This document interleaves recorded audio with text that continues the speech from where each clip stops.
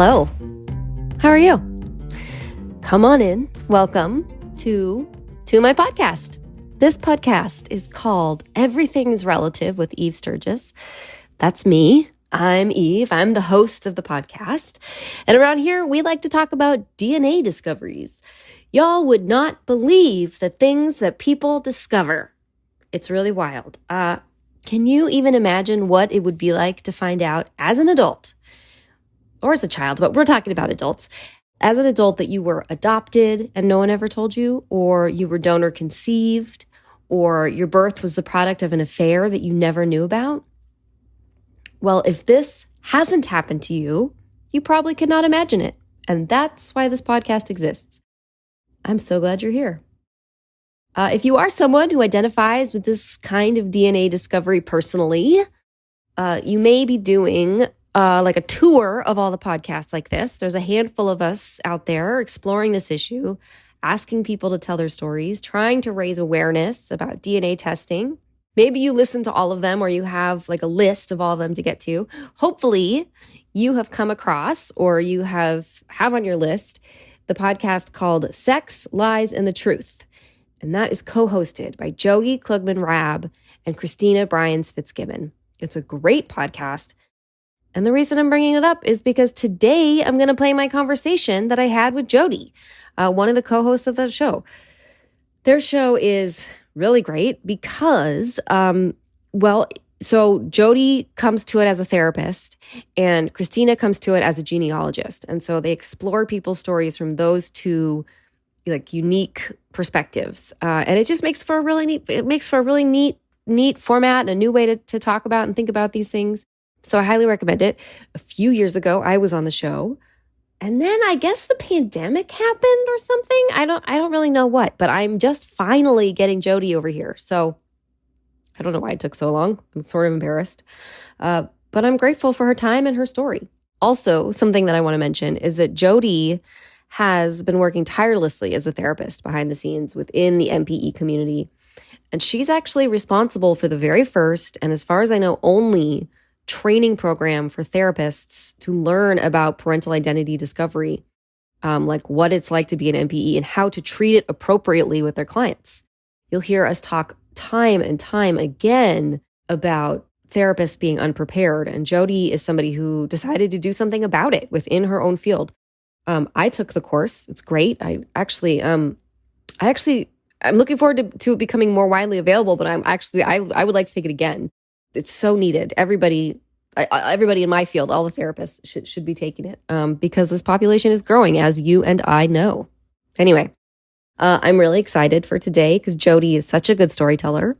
So I'm just going to go ahead and play it.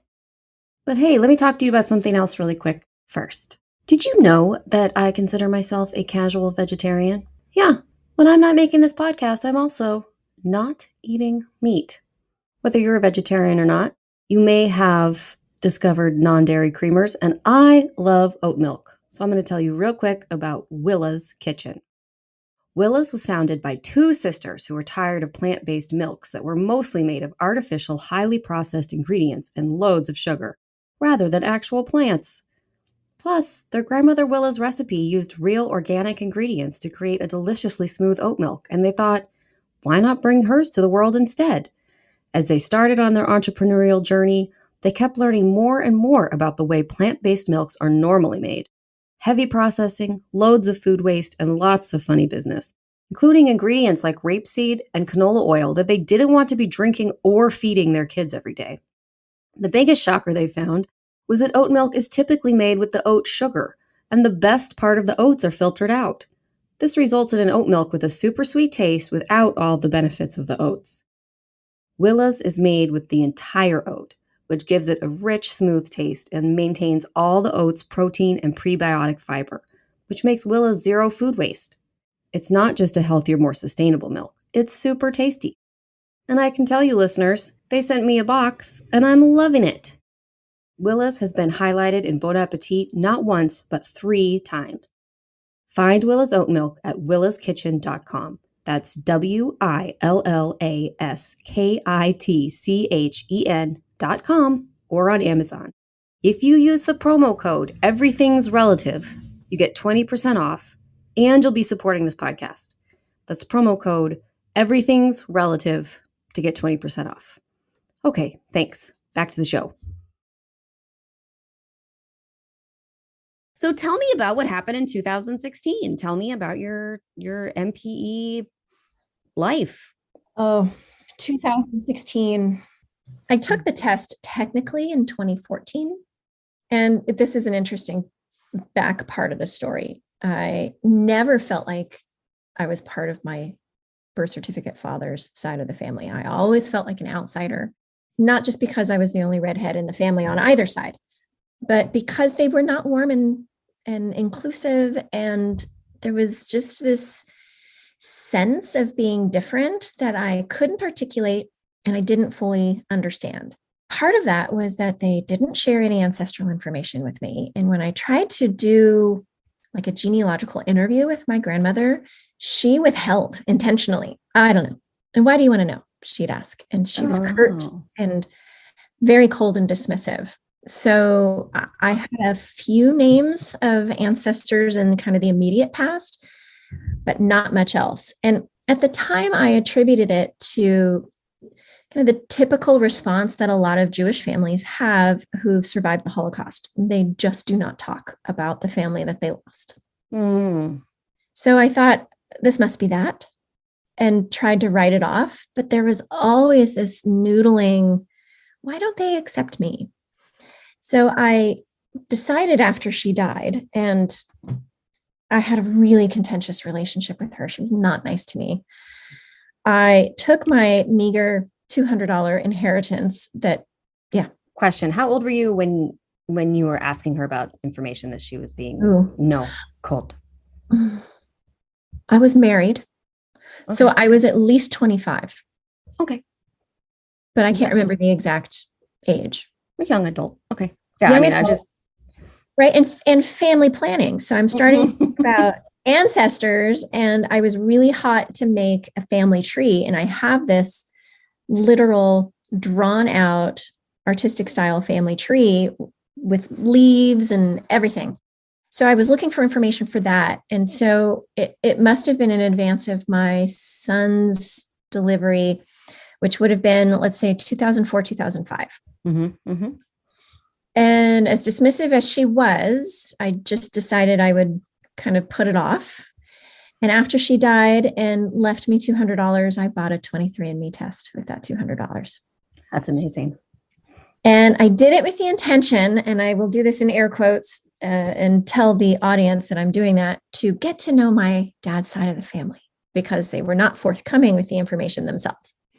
So I didn't realize that the dad's side of the family that I was going to get to know was not the dad that I believed was my dad. It was an entirely new man who was Scottish, and not any of the German, Russian, Ashkenazi Jew heritage that I was expecting. I don't know what it was that had me disconnect from it, but I looked at the results and I didn't think much of it. I thought, okay, Scottish, that's really interesting. I've always loved Scotland. How fascinating that that's part of my background. And I guess I've just never been very good at math either. So I didn't put into account that 50% of something meant that it was a first degree relative. And I sat on it for 2 years. I'm kind of glad that you are talking about that. I mean, if this has happened, this comes up every once in a while, but I don't, and my story is a little bit different because I got a phone call that told me the information, but I don't think I would have thought of it either. Like, it's not what you expect, right? I don't know. I don't know what part of my brain just, if you're not expecting it, or I don't know. There's some, I don't know what that's called, what our category or school of people is called, but the unsuspecting or something like, right. Something about being maybe somewhat dense. I'm not sure. Naive, not doing the math. We don't put two and two together. My husband jokes with me about my math inabilities regularly, but that notwithstanding, I just think it must have been a protective factor that I wasn't looking for it. It wasn't something I was at all able to comprehend. And it wasn't entirely unwelcome. And I think that might have been part of it. As soon as I saw Scottish, I kind of got excited. Like, oh, this is great. I've always loved Scotland. How cool. Yeah. But I didn't take it any further than that. Now, what is interesting is my mother became belligerently angry. Oh. What do you mean Scottish? And she would huff and puff around the house. She was living with me. And she lived with me for 10 full years, helping me to raise my kids so I could work, and would complain about this occasionally. Well, that's wrong. And I would say to her, why do you think it's wrong? It's science. Mm-hmm. Now, my mom has never been to college beyond maybe a semester. Mm-hmm. She's a smart woman, but it never occurred to me that she was trying to keep a secret. Mm-hmm. So here's an immense wedge that I'll put in this story. This was not my first NPE. Right. I was told when I was 12 by my mother that the man on my birth certificate was not my father, but my stepfather was really my biological father. This again was welcome news because the man on my birth certificate was an actual ass. He was a Vietnam vet who had been through at least 2 tours in Vietnam. And I don't think his PTSD was really understood, much less diagnosed.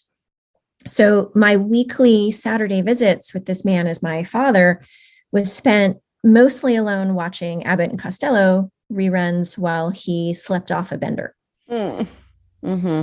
And so when my mom said, he is not your dad, how would you feel about Wayne being your dad? I thought, fantastic. Yeah. Does it mean I don't have to see this guy anymore?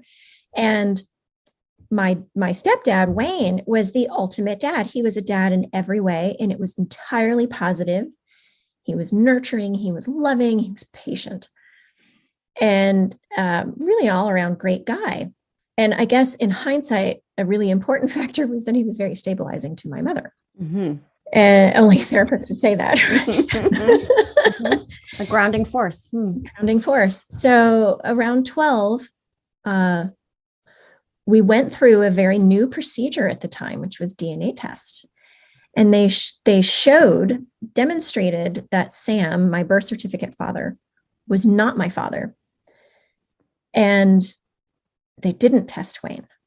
And I think that was strategic on my parents' attorney's part, because all you needed to do was disprove that the plaintiff was not the father, and you didn't really need to prove who was. They were taking my parents' word for it.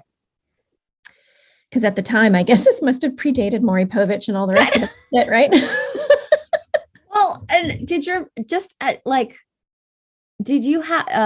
mother have an explanation at the time that made sense to you at age 12? That was like, oh, she said this one guy was my father, but turns out it was this other person, and I like that person better anyway.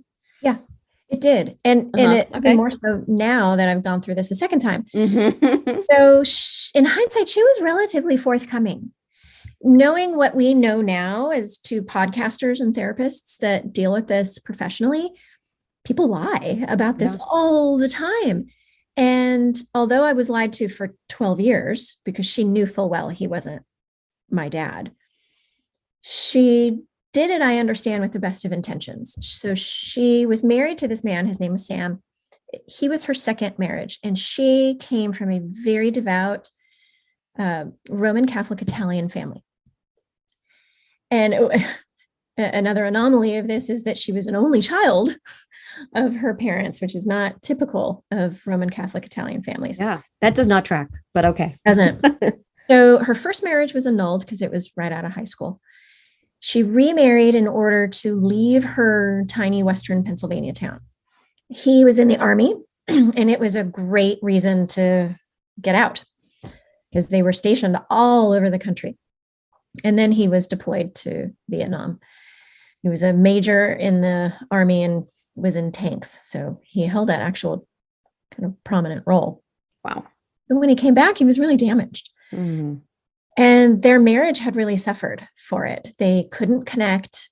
They weren't having sex. They were barely even seeing each other. He turned out to take another assignment that took him out of town 3 weeks out of every month. And that left her alone. Yeah.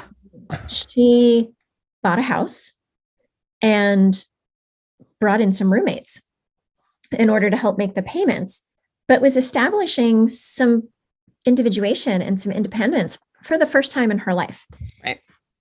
And it was the 70s. And for anybody who knows California or the Bay Area in general, it was a swinging time in the 70s in Northern California. She was learning how to live. Yeah, she was. And as a woman, I don't fault her for that at all. I completely understand why she did what she did. She was taking some ownership of her life, resigning herself to being married to a man she didn't like anymore. But because she came from this very religious family, it was culturally inappropriate for her to leave. So she was trying to make the best of her situation, and I totally get it. What she wasn't counting on was that she got pregnant after having a series of affairs with multiple partners pretty much at once. Right? They were all overlapping. And she had had her tubes tied a couple of years before. So she really thought she wasn't going to get pregnant. At least that's the story. That's the story. I mean, but sure. Yeah, it happens. Oh, man. It was a new procedure. It was an Army hospital that did it. Who knows? So I was born in 74, so conceived in 73, right when Roe v. Wade was legalized. She could have gone that route and she didn't. So here I am. And to her credit, she decided to try and make it work and then couldn't with him as the dad because he was such a holy mess that occasionally after leaving me with him, I would have dislocated shoulders and hips and things like that. Pretty nasty child abuse scenarios. So she finally decided to leave him, which I think took a lot of balls. And didn't really go through the court system, but said, let's just set up weekly visits. You can see her on Saturdays. And so I did for 12 years. 12 years. And she, according to her, picked the man that she thought was my father. His name is Wayne, and didn't intend on marrying him. And I guess he sort of pressured her into it. And eventually they got married. I was a bridesmaid at the wedding. I was 4 years old. And Wayne became my stepdad. And that's how I viewed him for my first 12 years, all the while seeing Sam until my mom that fateful day said, what would you think if Sam's not your dad? And I said, hallelujah. At which point Wayne formally adopted me and changed my name to Klugman, which was his name. Right. So when you talk about not fitting in with your dad's family, you're talking about original birth certificate father, or you're talking about Wayne? Wayne. But it's an interesting point. I don't recall ever meeting any of Sam's family. Okay. I was about to say, so you say you kept a relationship with Sam's mother, but didn't. Okay. Nope. No. Getting organized. Okay. Outside of my baptism, which took place at the San Francisco Presidio, which I think his parents came out for because Christina, my genealogist and co-host in the podcast, found the newspaper clipping that said that they came out for it. I think that was the only time I met them, and I have no cognizant memory of that. Right. Otherwise, he had sisters, and they were all also in Pennsylvania in the same small town, and I don't recall ever meeting them. So it was my stepdad turned biological father, Wayne, his family. Okay. So you were happy that he was your father because he wasn't Sam. Yeah. And he wasn't abusive and suffering from terrible PTSD, but you still didn't feel a connection with him. I did with him, a deep connection. Okay. But not with his family. Got it. Okay. So his dad was actually quite inclusive and embracing of me. He was great, but it was my grandmother, my aunt, her husband, and my 3 cousins that were not. And the rest of the family lived in LA. So we were fairly removed from them in Northern California. I try to justify it by saying they first met me as the stepchild. And how easy is it to just say, oh, all of a sudden you're the biological child? How does that work? Because that makes my mom the whore. And that whole scenario archetype.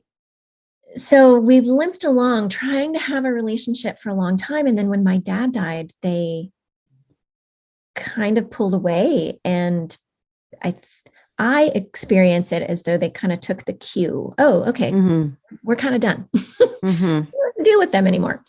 That's really how it felt. I have no idea how they actually intended it to come across, but their actions displayed that. So that's what I'm going off of. And then I took this test. And when the results came back and I understood what they meant in 2016, I thought to myself, I better ask my aunt to take a test because that'll show that I'm still related to my dad, right? Because I don't know what this whole Scottish thing is.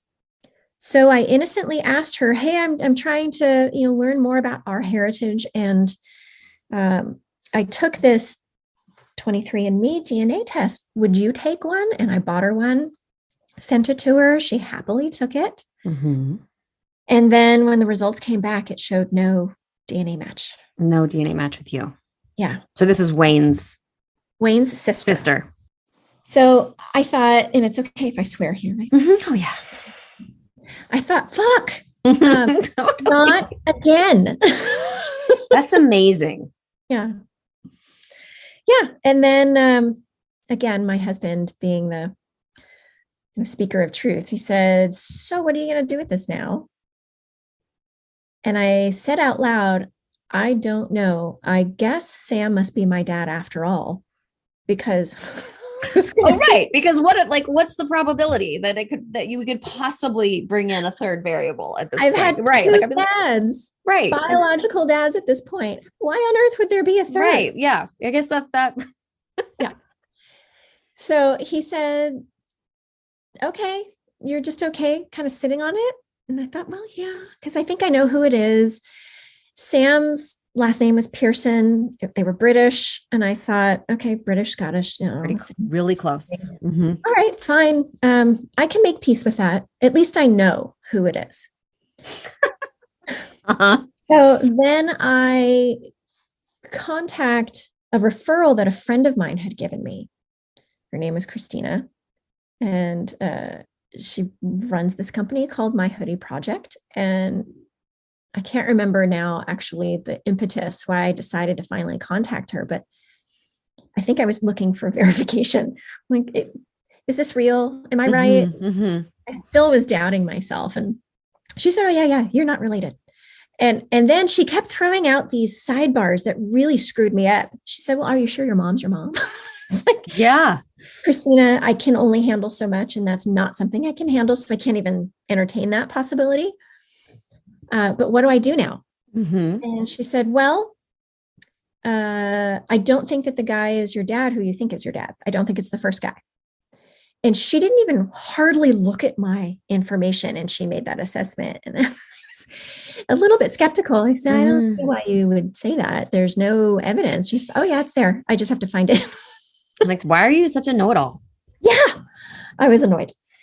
And she said, how about you contact Sam's sisters? And I thought, oh, okay, I've never spoken to them in my life, but what the hell do I have to lose? So I craft this Facebook Messenger text, because that's where I found her on Facebook. And my name, and I'm Sam's daughter, and blah, blah, blah, blah, blah. And she responds with, Jodi, it's so nice to hear from you. I've been waiting for decades to hear from you. And I thought, oh, good. Okay, confirmation. And she said, I'm sorry to be the one to tell you, but Sam cannot be your father. And so I was stunned. She has been sitting on that information her whole life, or for your whole life, waiting for me to contact her. And she said that DNA test that the lawyers had him take proved that he was sterile. There's no way he could be your father. I thought, well, fuck, not again. Oh my God. It's only it's like the laughter of absurdity. Totally. Right? Like, I'm laughing, but like none of this is. Well, it's like somebody else's life.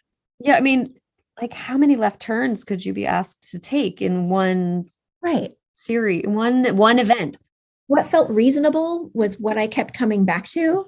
And I suppose that's part of my psychology training, but I kept thinking and saying to Christina, it's not reasonable. And she said, you're not dealing with reasonable, you're dealing with sex. Nothing is reasonable when it comes with sex. Oh my God, that's such a good, do you have a bumper sticker of that yet? I don't, but guys should. You're not a bad dealing idea. with reasonable. You're dealing with sex. I see tote bags in your future. So I gleefully turned everything over to her and I said, you do whatever you want to do, but if you tell me my mom is not my mom, I think I might go insane. So I don't even want to entertain that idea. Just find out who my dad is. And in 2 weeks, she found him. She took my 23andMe results and uploaded them to Ancestry. I did that and a few other tests, and she, sent them out to every possible conceivable platform and got a hit on the Ancestry platform with a second cousin. Maybe he was second to my bio dad, so I guess third to me.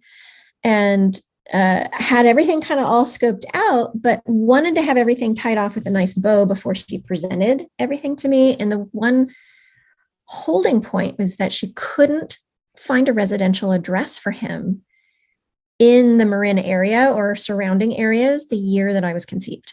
And that was her smoking gun. She needed to be able to place him. She found a real estate license that had placed him in the county, but not a residential listing. And she couldn't find him listed anywhere in the year prior, the year of, or even the year after. And so she was waiting. And I all the time was thinking, this will be years. I was really, and I'm not a patient person. And I was thinking to myself, this will be years before I find anything out. And the only reason I decided to really go forward with this was because Ben, my husband, said, the people involved in this are getting older and they're going to start dying. So if you want to know something, you better start figuring it out now. So that's a pretty good idea. Mm-hmm. That's when I gave Christina the green light. And then we went on an awesome European vacation with the kids, took them to Europe for the first time. It was 2017. And our last stop was a really nice tour through Scotland, because my happy place. Because you love Scotland. Love Scotland. Went to Edinburgh, had the greatest time, traveled all the way through, took the Harry Potter train, went up to the Isle of Skye, stayed in Portree, and my kids got to partake, be part of the Highland Games on the Isle of Skye. And the last stop before we flew home was Inverness. And I get a text from Christina as we're checking into our Airbnb, and she said, you're 100% Scottish on that side. So 50% Scottish. Mm-hmm. I have a name, but I'm not going to give it to you until you come home, because she knew that I would start searching it up. Mm-hmm. Just know you are definitely Scottish on that side, and I have all the information. And when you get home, we're going to go over it all. She had finally given up on trying to find his residential address. So I immediately went to the Tesco down the street with Ben, and I think we got 2, maybe 3 bottles of scotch and drank all of one of them, probably within an hour, and then went to the Culloden battlefield, which was the site of the last stand between the Scots and the Brits before Scotland fully went under British control. Mm-hmm. And it signaled the end of Scottish culture, definitely the Highland culture. And it's a pretty profound place to begin with. It was, it's mass graves on both sides for the British and the Scots. And it's very palpable energy in the air. And so that mixed with, I was overcome with, well, shit, this is all true. And I don't know who this person is, but somehow I'm connected to him through this place, through Scotland. And I was just really sad and quite drunk, frankly. Glad you said it. Yeah. And then came home and she said, your dad's name is MacLeod. And here's what I could find of him. I cannot find where he lived, but here's a phone number. There's no email, but here's the address. And let's schedule a time that we can powwow around how to contact him. She has a script that she likes for people to write out and letter format. And I sent a registered letter to him. It came back to me unopened. All of my voicemails went unanswered. And I was getting really frustrated because I thought, I have come this far and now I know your name, God damn it, but you're not going to respond to me. And he's near. He's in the Bay Area. He was in the Bay Area, San Lorenzo, So which close. from where I live is a 40-minute drive. And I was getting more and more irritated at the fact that he wasn't responding because now I have no closure. I was prepared with Christina's help for some rejection, that if he had responded with thanks, but no thanks, or I don't know who the hell you are, and there's no possible way. I was prepared for a lot of different scenarios, but not the one where he didn't respond. And like I said, I'm not patient. So we thought, well, do we have all the right information? How weird that the letter came back unopened. And Ben said, your mom keeps a journal of sorts where she just writes stuff down in this notebook. Maybe there's something in there about that. So I kind of dismissed it, but I was at a dead end. So I thought, okay, well, when I get home after work, I'll go looking for it. And I had let it slip somewhat intentionally a few months prior to this, that I had hired a genealogist to figure out where the Scottish came from. And that seemed to light a fire under her butt. Otherwise, I told her absolutely nothing of what I was doing. And so it seems she started searching for him, because I found this journal, and she was going through a timeline in the journal of when she was with what man. And this is 40 years after, right? So right. Oh my goodness. Yeah. Cloudy. So, she was trying to get a timeline with dates and all of this. And there was his name. And she found a phone number, was one of his phone numbers that was no longer valid. Christina found the real one. And she was trying to contact him to tell him to leave me alone and don't respond if I contact him and all this stuff. Your mom was alive at this time? Still is. Still is. Okay. She was living with me at the time. Okay. Just wanted to revisit those right? Parts of it. Okay. And I share in your nervous laughter there because it's so tense. I've stopped breathing as soon as you said, Ben, my husband Ben said, your mom keeps a journal. I was like, yes. And there it was. Ben, I think, has worked for the CIA. He's got all this fortuitous knowledge. Anyway, I thought, okay, well, there it is. Smoking gun. I can't ignore it now. It's real. She knows his name. But my cousin is a retired CHP. And he said, cops never interrogate witnesses unless they have all the information themselves. So I know your mom, and I don't think she's going to tell you the truth. So don't bother talking to her about it until you have all the information you need. So I took his advice. That's why I told her nothing except for that I had hired this genealogist. And I'm kind of glad I did, because it dropped the hint at the right time that spurred her to confirm me at the right time. So I decided I'm getting nowhere with trying to reach this guy. I'm going to show up at his door. I'm an impatient person, and I'm stubborn as hell. So it was Labor Day weekend. For anyone listening right now, this is not behavior we suggest or condone. Do not do what the guest did. Do not do it, even though it worked out in my favor. Right. It's generally not recommended. And for all the right reasons, right? You could get hurt in a lot of different ways. If not physically, you could get significantly emotionally hurt. Right. Do as we say, not as we do. Yeah. I go knocking at his door. I have one picture of the guy because he's off the grid. No social media, nothing. I knock on the door. He takes a long time to answer the door. And he seems groggy when he finally answers. And I said, hi, I'm looking for Tim McLeod. And he said, oh, he doesn't live here. And I thought to myself, oh, crap. So I guess that explains why the letter was returned. But before I could say anything else, or in fact, I might have said, oh, but this is the address I have for him. He said, well, I sometimes get his mail here, but nothing else. He's not here. He hasn't been here for quite a while. And I thought, and this guy's looking at me kind of strange. This is not the look that you have when you're trying to send somebody away. And it was 9:00 on a Sunday morning. And I thought, that's odd. I'm trained to look at behavior, and I couldn't get that particular part out of my head. And I didn't know what to do. So I left because if it's not you, then I'm not going to harass you. And I get back in the car, and Ben kind of looks at me and he said, what do you want to do? I said, I don't know, but it doesn't really feel resolved. I'm right back to where I was before. And he was looking at me so strange. That's not normal. Mm-hmm. And he said, well, do you want to leave? I said, no, I want to go back. He said, show him the photo you have.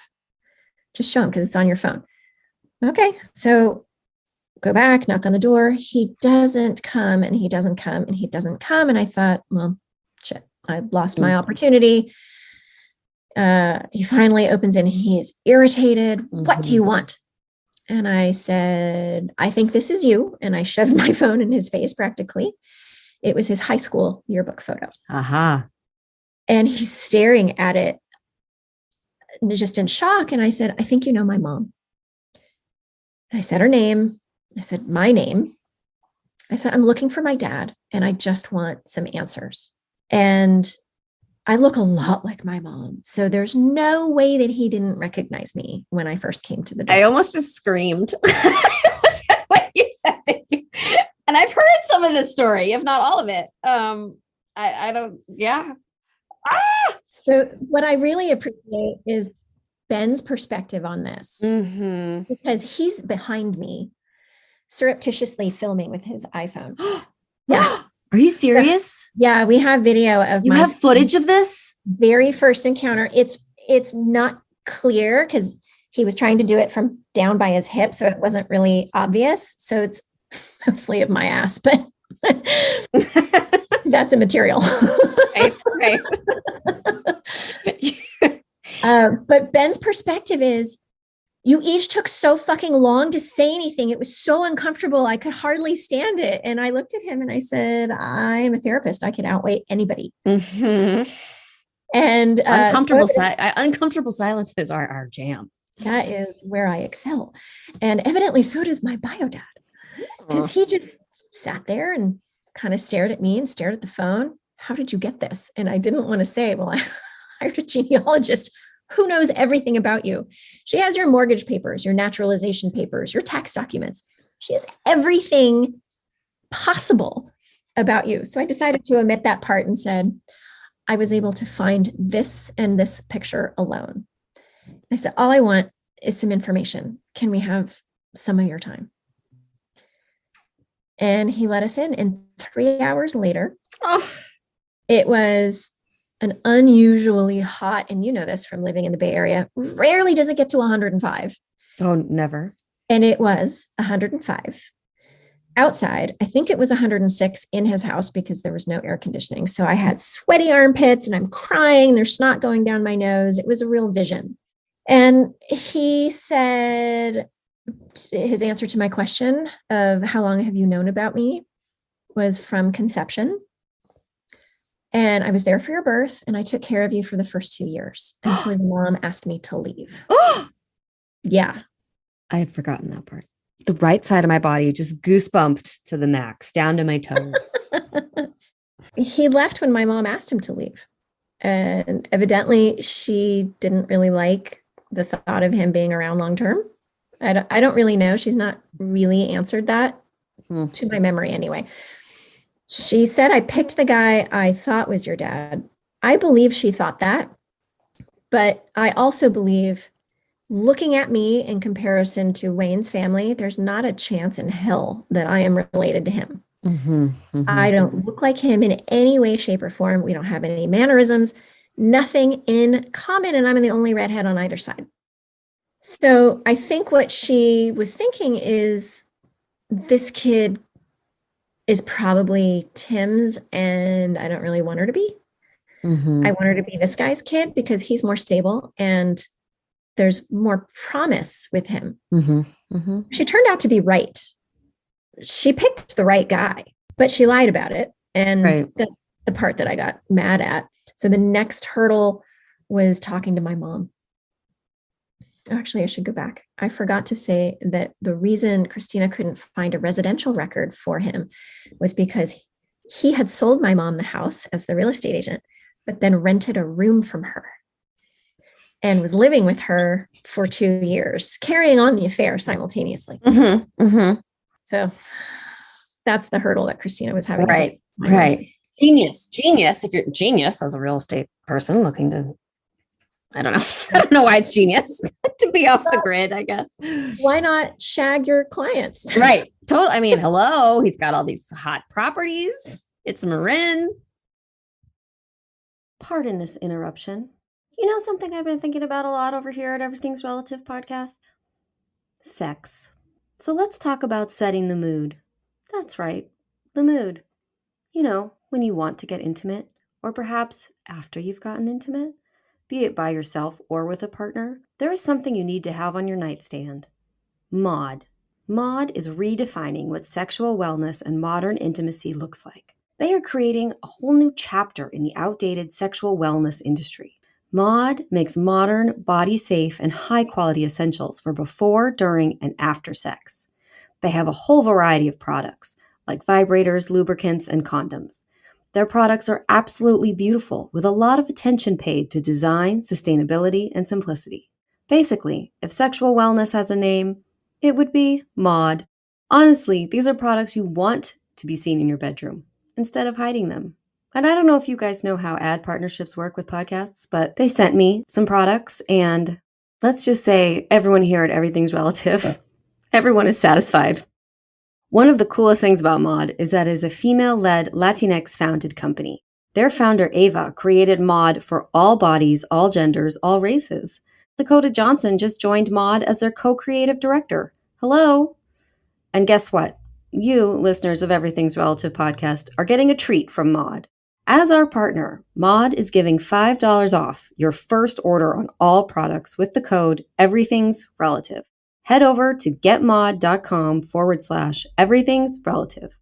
That's getmaude.com and use Everything's Relative to get $5 off your first order. Enjoy the mood setting.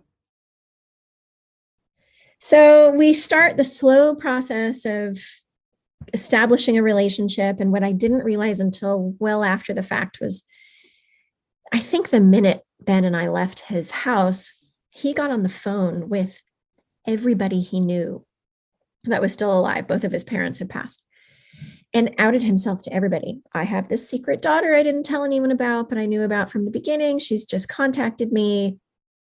Literally told my brother, hey, I have this daughter.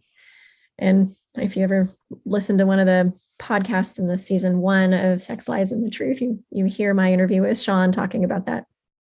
Told his sister, his brother, sister-in-law, like anybody who would listen. Here's this thing. And we start this slow relationship. And I don't think I told my mom for a week, maybe 2, but no more than that. And took my cousin's advice again and said, is there anything you want to tell me about my conception and my Scottish ancestry? Nope. No, not at all. Mm-hmm. Really? Because I've met this man, Tim McLeod, who I have confirmed is my dad. And she starts bawling. And I thought, yeah, it's too late for that shit now, but all right. And it has been rocky with us ever since, to the point where we did have to move her out for a lot of other reasons I won't go into as well. And I think my little nuclear family is more stable for it.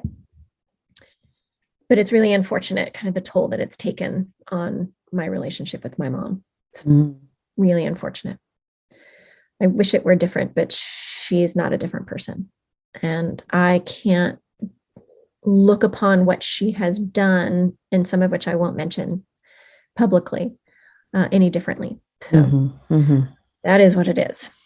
But I carried on a great relationship with Tim for the next 4.5 years until he died this January 2022, really suddenly. Yeah, and it was really fast. That's what I remember about it. So he's been to both my kids' b'nai mitzvahs, my son's bar mitzvah, my daughter's bat mitzvah. He had just had mitral valve replacement, like not long before my son's bar mitzvah. So he was a little frail looking, but he was really bouncing back. And as of my daughter's bat mitzvah last year, he was looking pretty good. He had put on a bunch of weight. He was still very much with it cognitively. It was fun to talk to. We had had a series of awkward interviews, I'll call them, for the first year, where we would just talk on the phone and ask each other questions about each other's life. When you think about it realistically, you're talking to your father about major milestones in your life as though you were talking to a journalist. It's weird. Totally weird. Yeah. But I think only normal within the context of trying to get of what we go through, what so many MPEs go through. But yeah, they're not, there are so many layers of discomfort in this experience. 100%. So I get a call from him as I'm on my way to pick up my daughter from school in January. It was January 18th. And he said, so I have something to tell you, which, never ends well when somebody says that. And he said, I have cancer. They diagnosed me with lung cancer, and they said I don't have long to live. So now I was furiously texting Ben, I think we need to go to Tucson, and as soon as possible. Because I teach, I said I can't go until Saturday. So let's go then. We book a flight and all of this. And in that interim, Tuesday to Saturday, he was diagnosed with not just lung cancer, but it metastasized to his brain, liver, and spine. I arrived on Saturday. Sean arrived on Sunday. We were both able to convince the hospital, in large part thanks to my sister-in-law, who's an oncology nurse, who was able to convince the hospital staff to let us all in at the same time, since he was degrading so fast that we were all together on Monday, and he had to be restrained with straps in the bed. He could barely speak. And we got him in hospice that night, and he died the next morning. Wow. It was so fast. That is so fast. Yeah. And the whole time I'm staying with my aunt and uncle, her husband, and my brother and sister-in-law. And it was this weird, wonderful experience that I had never had before. So intimate. Totally. At this point in the story, I should say that I've always had an affinity for and felt close to my mom's side of the family, but they were all in Pennsylvania. Mm-hmm. So I never saw them. So I didn't feel close to them in the way that you'd feel close to somebody that you see for every holiday and every major life event. But every time I did see them, infrequently, they were wonderful people. So I did have that on that side. But this was starting to feel different. So now I'm less than 48 hours away from going back and staying with my aunt and uncle, with my brother and sister-in-law and my nephew this time, to scatter Tim's ashes this weekend. So right now you're 48 hours as you and I sit here. And by the time this episode airs, it will have passed. Yeah. Yeah. Wow. I don't know what to say about what it would be like to be but to be invited in to the deepest, that is like the deepest part of a family. Yeah. To be, come and be a part of this. Stay in my house. We're going to grieve together. We're, going to do things together, cook meals together. And definitely she knows my brother. They have known each other his whole life, even though they live in separate states. Doesn't know me all that well. And they left to go to their summer house for a few days to check on some construction things. Left us in their house. Like, do you mind taking care of our dog? So trusting. Wow. I left feeling so close to these people. It was such a wonderful but surreal experience. Surreal. Yeah. Yeah. Yeah. It sounds like a dream. I recognize that I have a scenario here that is not common. It seems that the MPE people in our situation who reach out to family most of the time get rejected. So, and I don't have any kind of official research around this. I think Right to Know does now at this point, but the amount of people who reach out and are embraced and obtain information, let alone whether they're embraced. They have names, they have ancestral information, medical information. That's few, but even fewer are the ones who are embraced and maintain relationships that are meaningful. I recognize I am in the minority, but it also cost me any sort of relationship with Wayne's side of the family. They were furious that I even pursued this at all. They viewed it as degrading to Wayne's memory. Yeah. I think what they don't take into account is that they degrade his memory by not embracing the child he adopted. Yeah. So I have issue with that. I guess it just depends on your perspective. Yeah. And because I stood up for that and I said, you guys have no idea what you would do unless you were in my position. And fortunately, you're not in my position. So I don't see how you have the right to cast judgment on this. They were really more worried about their reputation because some concern came about that it would tarnish the family's memory and reputation in the community. And so I have cut off all contact with them. And for the first time in my life, I actually feel good about it. Wow. Yeah, you took care of yourself. Yeah. And I didn't mention also you and Christina became good friends and you started a podcast. So let's just like stack it on. Yeah. You're doing so much. So tell me also about your podcast, Sex, Lies, and the Truth. Yep. And how it's an MPE podcast, not unlike mine, but it's not like mine. And I've listened to it a lot, but tell me how do you describe it? Well, we took the name as kind of a derivation of Sex, Lies, and Videotape. The Sex, Lies, and the Truth, because that seemed to be kind of the full circle, right? It was the sex and the lie about the sex, and then ultimately the truth that comes out. And I liked the fact that we brought to it something unique that most of the other podcasts don't have. They don't have a co-host format. One with a therapist and one with a genealogist who goes about finding things. So it's brilliant. It really brought an interesting conversation out where we, in the beginning, the first 2 or so seasons, we were basically uploading the raw interview where you could hear us laughing and it was kind of give and take. And then we decided we were getting some feedback. It was too long because they were an hour most of each episode. So we decided to change the format to more narrative, and we'd let the interviewee's story speak for itself. And then we would insert some of our commentary here and there. And I really feel like that's a much more superior format for our show. And we look at all categories of the NPE. So the donor conceived population, late discovery, adoption, and the NPE, the non-paternal events. And there is no end to the amount of people that this affects. I would have thought at some point that it would be hard to find people who want to be on the show, and that's just not the case.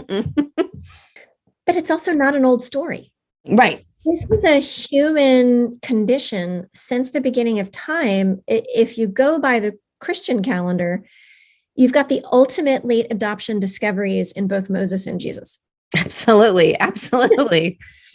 Wow. And then it's all downhill from there with the Greek myths, and every demigod has an MPE discovery. And then you've got the superheroes that are based on those demigods, right? Wonder Woman, Superman, right. None of them know who their dad in particular is. And then it's in every pop culture film that we revere, not to mention Empire Strikes Back. Yeah, no, it's everywhere. It's everywhere. We just, what makes it new is the name, is the sort of the identifier and the technology. And we now have the pieces to connect all the dots. But it was always an open secret.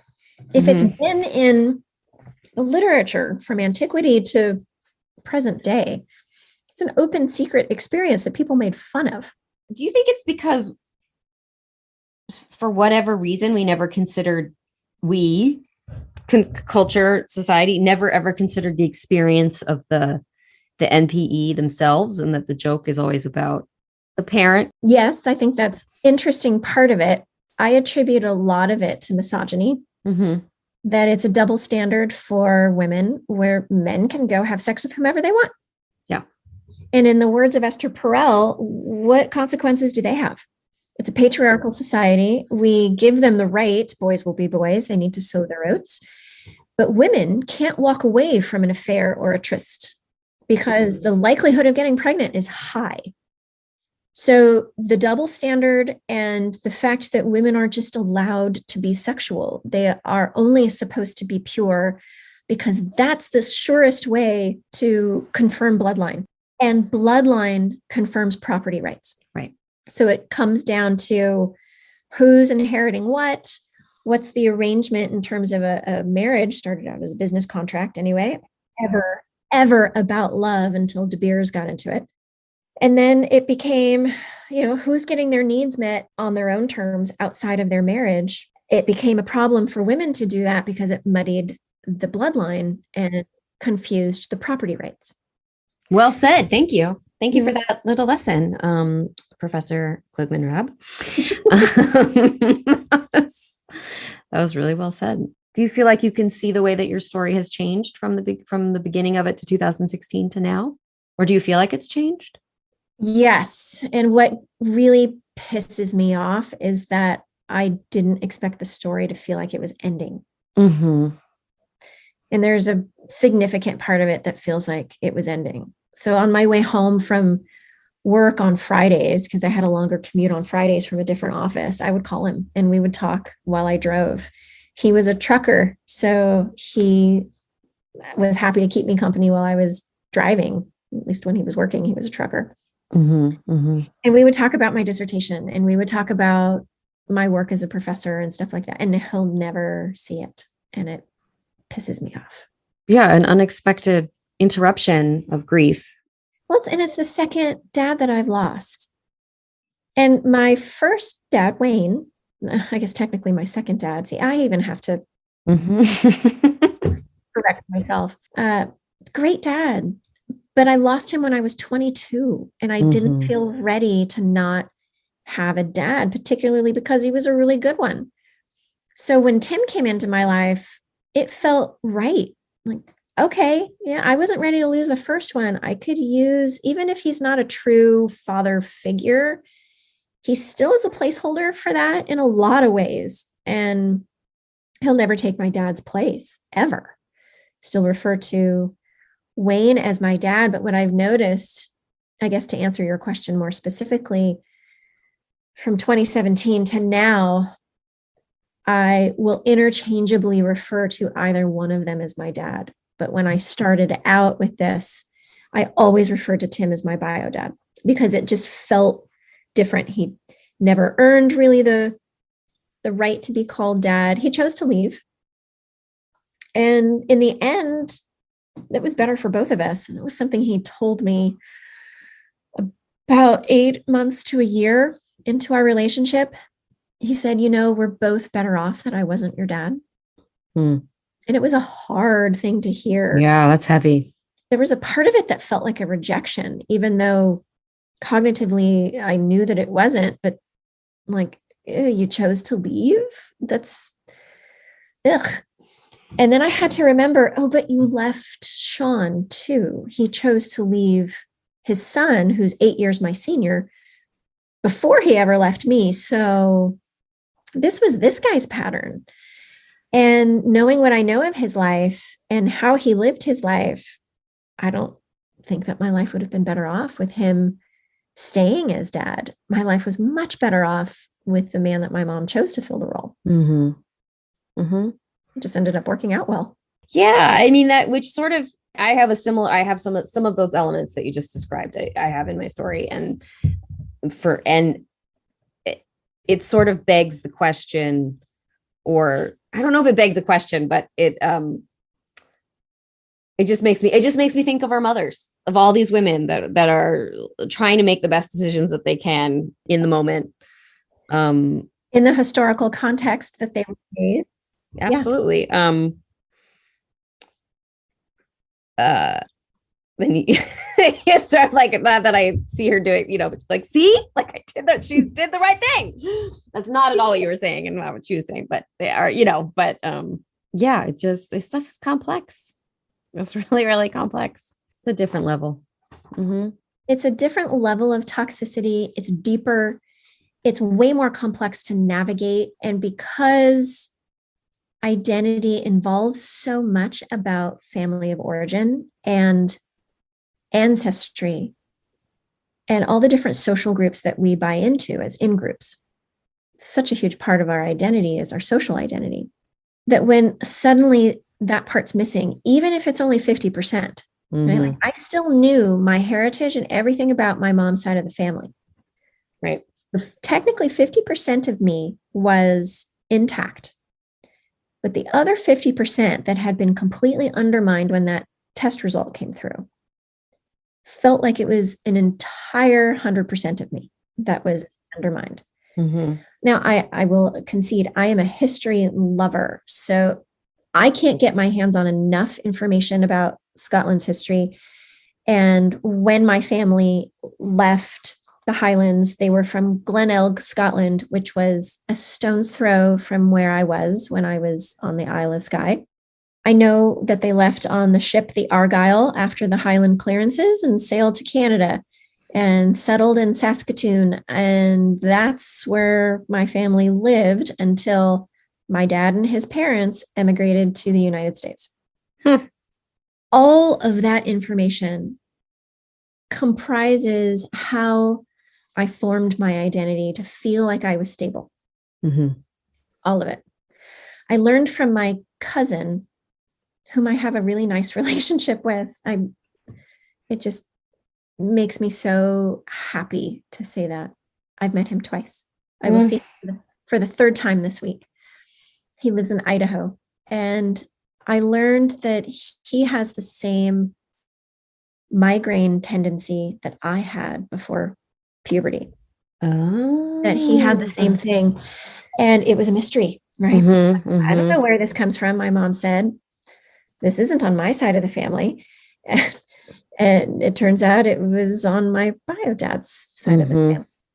And that the red hair comes from my grandmother on that side of the family.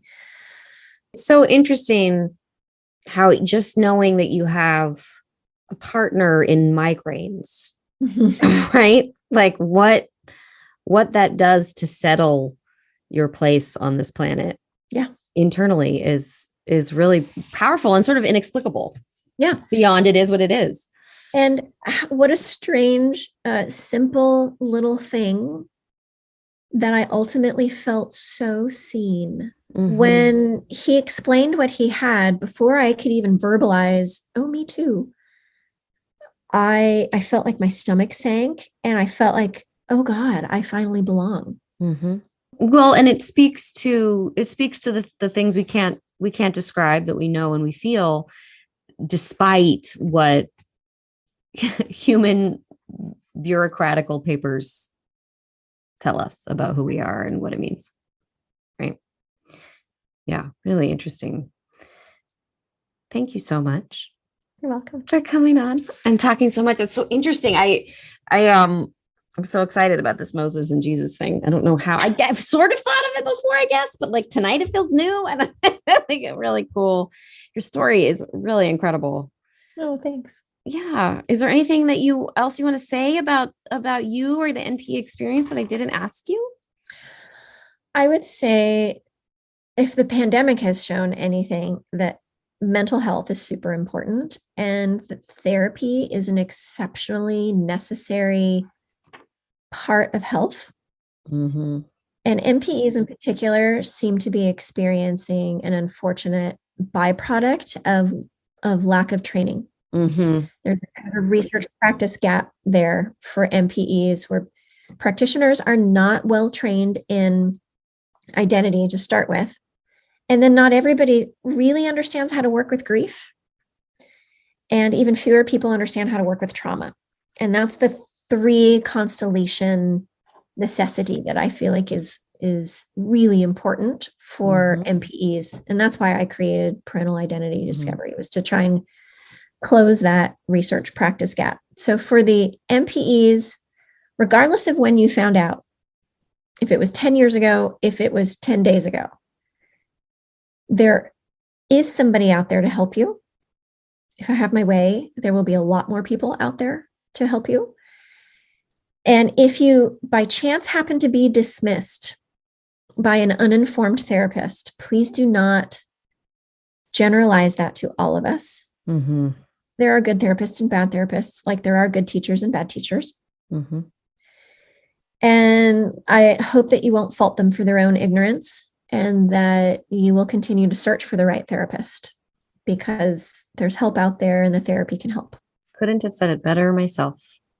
Thank you. If people want to hear your podcast, they go to Sex, Lies, and the Truth. sexliesandthetruth.com or any platform where you listen to your podcasts. We're on Apple, Spotify, all of it. Wonderful.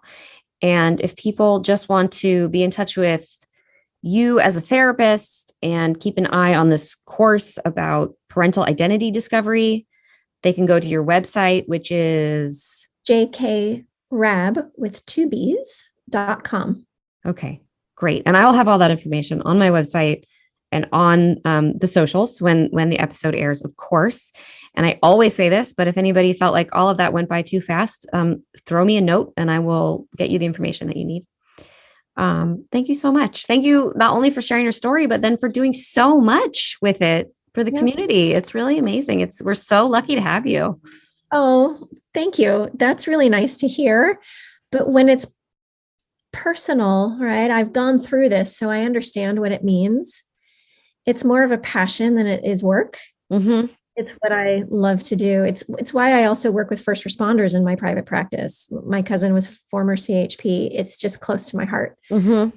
So when that is the case, it's not work, it's fun. Jodi is so cool. If you haven't already, get over to Sex, Lies, and the Truth. Subscribe so that you can be up to date with her episodes as they drop. Huge thank you to Jodi for spending time with me the other night. She was exhausted. It was late for both of us, but you would never know it. How are you feeling? Are you exhausted? Are you sleeping? Please take care of yourself, my friends. And hey, if taking care of yourself means reaching out to me for any reason, please do it. You can find me on all the socials at Everything's Relative Podcast, or you can email me, eve@everythingsrelativepodcast.com, and let's connect.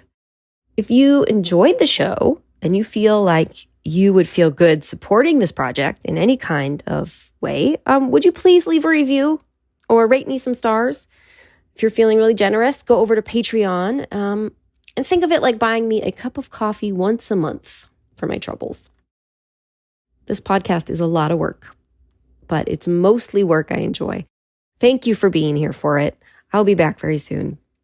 Until then, take out the trash, don't forget to hydrate, and eat your fruits and veggies. This is Everything's Relative. I'm Eve Sturgis. Bye-bye. Everything's Relative with Eve Sturgis is produced by Eve Sturgis and Kaylin Egan and edited by Joy Rumel. Logo designed by Ivy McNally, and music is used with permission from Goodbye the Band. Eve is a licensed psychotherapist, but her podcast episodes are not therapy sessions.